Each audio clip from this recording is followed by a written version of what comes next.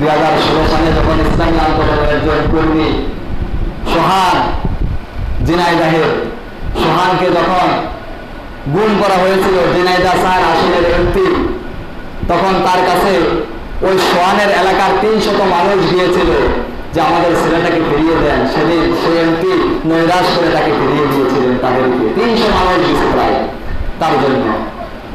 অতঃপর কিছুদিন পর তার লাশ পাওয়া গিয়েছে, সোহানের লাশ পাওয়া গিয়েছে।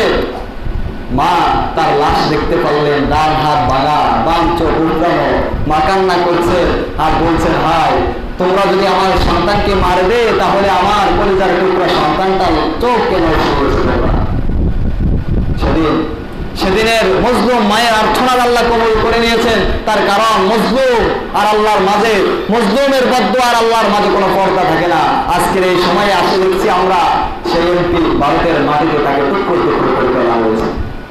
আজকে পত্রিকাতে আসছে তার গোস্ত আজকে মাছে খাচ্ছে, আজ তার গোস্ত আজকে কুকুরে খাচ্ছে। ডাস্টবিনের ময়লা থেকে আজকে তার গোস্তের টুকরা টুকরো অংশ উঠানো হচ্ছে।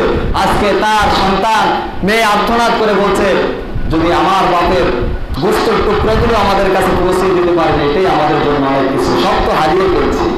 সেদিনের সোহানের মা দোয়া আল্লাহ কবুল করেছে। এই জন্য মানুষের উপর জুলুম করা যাবে না। কারণ আল্লাহ বলেন, আল্লাহ বলেন আমি ছাড় দিই কিন্তু ছেড়ে দেই না।